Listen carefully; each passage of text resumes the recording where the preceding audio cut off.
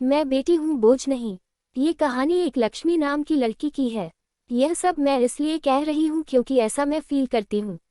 एक लड़की थी, जब उसका जन्म होने वाला था तब उसके दादा दादी और घर के रिश्तेदार जश्न की तैयारी कर रहे थे क्योंकि उन्हें लगता था कि लड़का होगा, पर ऐसा नहीं था, लड़की हुई।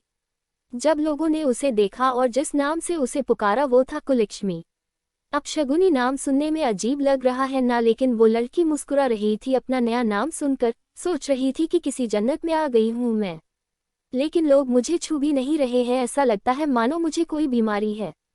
जो जश्न मनाने आए थे वो भी चले गए।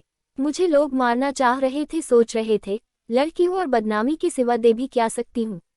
केवल एक इंसान जो मेरा पूरा साथ दे रहा था, वो थी मेरी माँ, जिसने मुझे दुनिया की नज़रों से बहुत दूर भेज दिया। दुनिया की नज़रों में तो मैं मर चुकी थी, लेकिन मैं तो अनाथालय में थी। मेरा भरा पूरा परिवार था, लेकिन फिर भी मैं अनाथालय में थी। कितना अजीब है ना। ऐसा कोई दिन नहीं जाता था जब मेरी माँ मुझसे मिलने ना आती हो और मुझे दूध ना पिलाती हो। मेरी पूरी देख रेख करती थी मेरी माँ, और परिवार वालों से झूठ बोलती थी कि मैं अपने सहेली से मिलने जा रही हूँ। हर रोज माँ नए बहाने बनाती थी। एक दिन मुझे तेज बुखार हो गया और उस दिन माँ पूरे दिन मेरे साथ रही और मुझे सुलाकर ही वापस घर गई। पापा ने पूछा कि इतनी देर कैसे हो गई, तो वो बोली कि मेरी सहेली की तबीयत खराब थी और मैं उसकी मदद करा रही थी। पापा ने गुस्से में उस दिन मम्मी की पिटाई भी की। माँ दर्द सह रही थी लेकिन फिर भी मुझे छिपा रही थी। उसे लगता था कि मैं तो बच्ची हूँ, मैं क्या समझूंगी, लेकिन ऐसा नहीं था, मैं सब समझती थी। मैंने भी सोच लिया कि सब जानकार रहूंगी। मैं मैडम के पास गई और बहुत रिक्वेस्ट करने पर उन्होंने मुझे सब कुछ बता दिया। यह सब सुनकर मुझे बहुत गुस्सा आया। मैंने तभी सोच लिया कि कुछ अलग करके दिखाना है। कुछ बड़ी हुई तो मैंने बॉक्सिंग क्लब ज्वाइन कर लिया। जब 18 साल की हुई तो मुझे स्टेट चैंपियन का खिताब मिला। 2 महीने बाद मेरा पाकिस्तान की लड़की ने नेशनल मैच था। जब मीडिया मेरा इंटरव्यू लेने आई तो मेरी माँ का फ़ोन आया और वो बेचारी बोली कि बेटी, अपने कृपया परिवार की बुराई मत करना।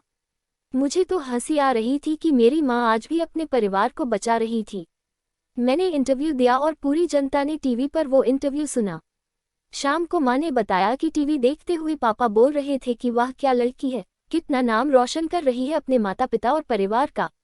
वो लोग तो मुझे छोड़कर चले गए थे यह कहकर कि मैं कुलक्ष्मी हूँ। आज वो लोग मेरे से मिलना चाहते थे और मेरे साथ फोटो खींचना चाहते थे, लेकिन आज भी वो मेरी पहचान से अनजान थे कि मैं कौन हूँ। ठीक 2 महीने बाद नेशनल चैंपियनशिप का मैच हुआ और वो सभी मुझे देखने आए थे। बहुत सारे लोग मैच देखने आए थे और सभी बोल रहे थे यू कैन डू इट, लेकिन मेरी नज़रें उस भीड़ में अपने परिवार को तलाश रही थी। दूर भीड़ में मुझे मेरा परिवार नजर आया। उनको देखते ही मेरे अंदर गुस्सा भर गया और सारा गुस्सा मैंने अपने प्रतिद्वंदी पर निकाल दिया और वो नेशनल खिताब अपने नाम कर लिया। फिर क्या, सभी मुझ में इंटरेस्टेड हो गए। लोग मुझसे मेरे परिवार के बारे में पूछने लगे।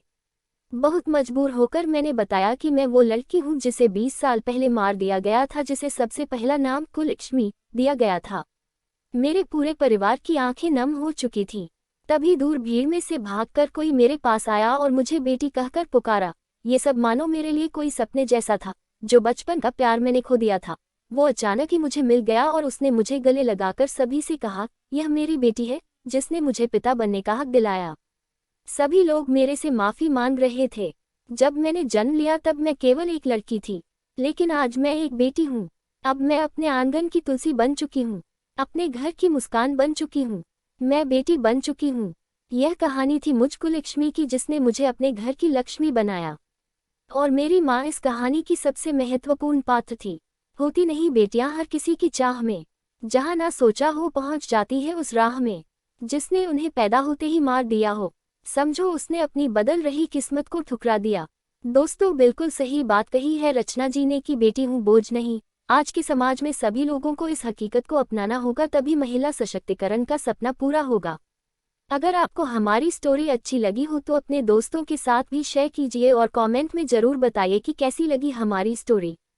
अगर हमारी कहानी अच्छी लगी तो अपने दोस्तों के साथ शेयर और चैनल को सब्सक्राइब करना न भूलें और कमेंट में ज़रूर बताएं कैसी लगी हमारी कहानी। Thank you.